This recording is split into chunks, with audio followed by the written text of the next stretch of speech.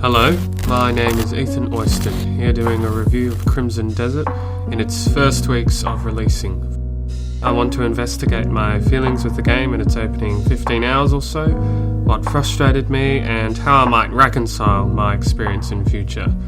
People who enjoy it are enjoying it for its wealth of combat, opportunity, tools, and beautiful vast landscapes. It takes a long time for it to start meshing though. And yes, with the sheer amount of stuff the game has to teach you, and how huge the world is, sure, that's going to be how things are. But I would have liked that they introduced these mechanics in more interesting, presented, thematic and memorable ways. Without forethought on how these systems are getting used later on, you get the feeling that all this mining, cooking, reflecting light, moving boxes with a magical rope alongside 100 merchants selling seemingly useless junk is just a bunch of disconnected gobbledygook, apart from the contribution shop. For me, I struggled with the opening hours because the game's main strengths of exploration and how its tools come together to encourage you towards its content had not yet formed. And with that lack, I was looking for story, big or small. Like in games such as RDR2, KCD2, or GTA 5, it's bumping into a guy who's been bitten by a snake, or coming across a woman who wants to marry you, or running into NPCs with a quest to give about an overly dramatic small-time tragedy due to the main story having not got its legs yet, or just to fill in some flavour generally. For me, it's those world-building flourishes and interactions that can distract you from the fact that you haven't progressed towards the full toolbox for you to use. I came to know what to expect when I roamed around Pywell, and that was nothing but thousands of bandits, a stray puzzle here and there, some material that can be mined, perhaps some fishing or cooking if you feel up to it, and a shit ton of set dressing. Let's be frank, a terrible main story is strung together by fetch quests and save the dude out of the goodness of your mass-murdering heart scenarios. These quests, majority of the time, pop into your quest log without rhyme or reason, without any diegetic indication from NPCs or Cliff himself, and more or less service your progression of upgrades and skills. I understand that the game is not striving, or at least doesn't seem to be, to get your interest via a strong narrative drive. I can try to enjoy the game for what it is, and what it offers is fun and a huge world with massive amounts of content. Of course, I don't feel the need to switch up too readily, because I've given the impression that it is lacking this type of investment that I've been talking about, that it would be better with it, and simply reframing that it's a different type of game altogether and not for you would be jarring to my experience of it, because I do want more. I do want my complaints to be rectified. Because importantly, the opinion that it's not about the story and you should just enjoy the exploration part of the game doesn't change the fact that the story and characters are lackluster and uncompelling. It becomes a bit tricky to critique if the constant phrase is, if you came in with certain expectations and the game didn't fit them, that's your own fault, go away and play something else. Now, I know the game well enough now to bypass my initial rejection, where I was just looking for things that weren't ever going to be there, and can now view it more impartially, I hope.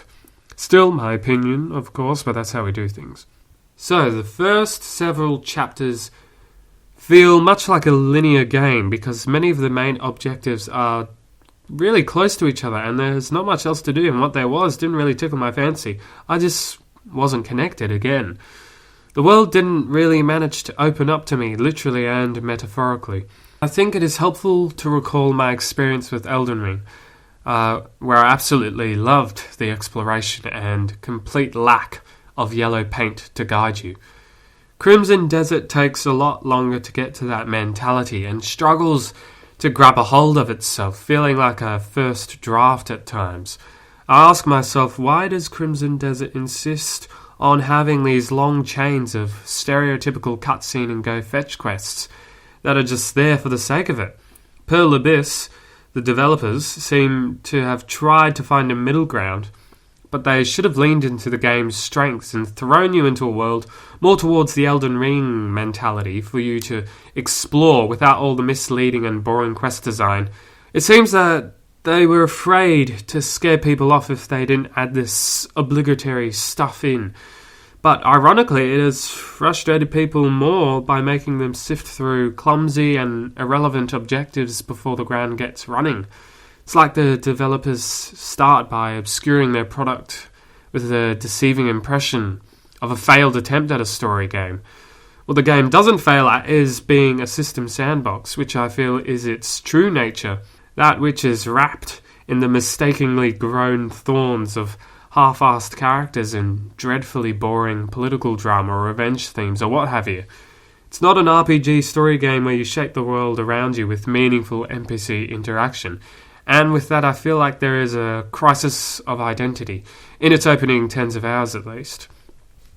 Cliff, as a playable character, functions as a vessel for the gameplay elements to have an effect on and be affected by.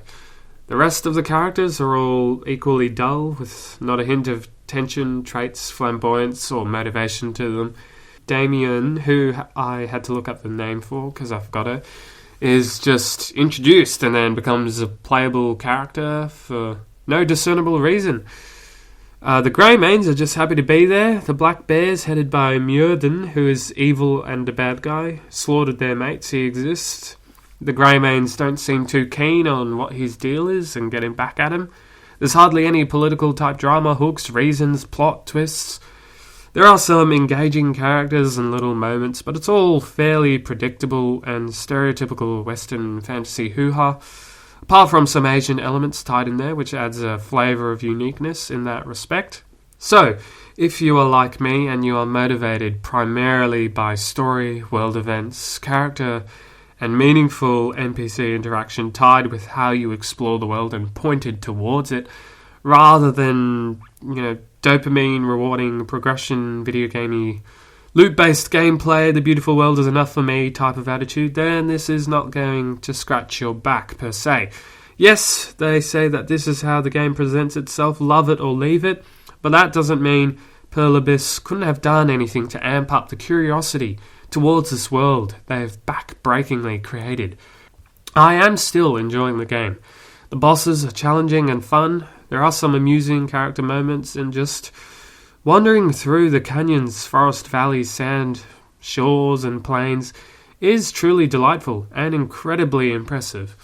A lot of the time you can enter first-person mode, or you can trot on your horse underneath the stars amidst the beautiful nighttime scenes, looking at the incredible water physics, absorbing it all, just imagining that this game is more interesting than it actually is.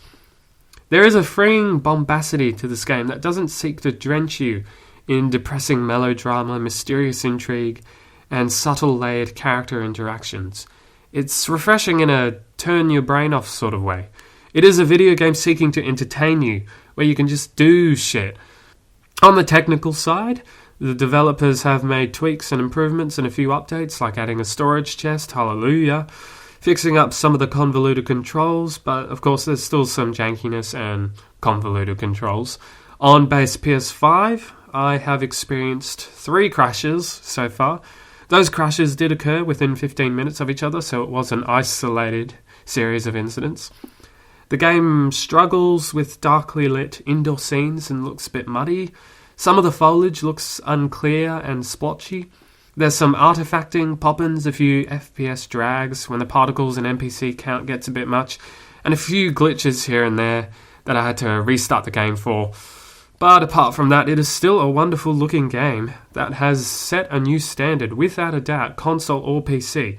Of course, it is objectively worse graphically compared to PC, but that's obvious, and didn't detract from how awed I was. There was one annoying thing that kept happening, where the options for fast forwarding and pausing came up for every single cutscene, but not the end of the world.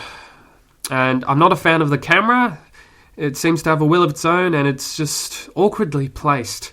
In combat, you can't really fully see what your main man is doing, which is a pity. I want to see him wreck shit and do his cool moves. Regarding the combat, I found it to be quite repetitive and button mashing early on, but my latest hours have indicated that there is depth to the combat indeed, alongside more interesting enemy types, rather than your classic bandit for the 1000th time, and I mean the 1000th. The combat, I feel, isn't nearly as intriguing and exciting as other reviewers have put it out to be. And as a side note, one of the bandit camps in the early game has over 150 of the low-level buggers, and my god, is it painfully, excruciatingly dull. I felt like my brain had turned to mush. To work towards summing up, the game is not an Oscar bait title looking to stroke the horns of the reviewers who would rather watch a HBO show than play a video game. But I hope if I get close to finishing a playthrough, it doesn't turn out that everything has just been thrown into the pot with no regard for complementary tastes.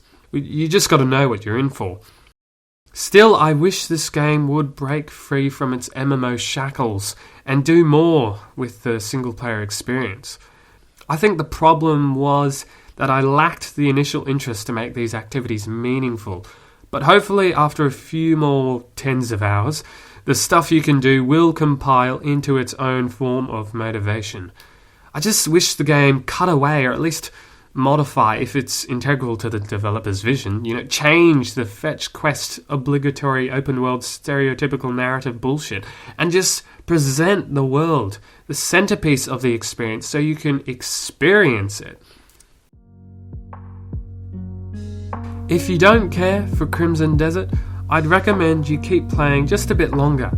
I personally just like to eat my burger in big bites immediately, without being drop-fed the damn thing for 15 hours. And with that, I'm done. Thank you for listening.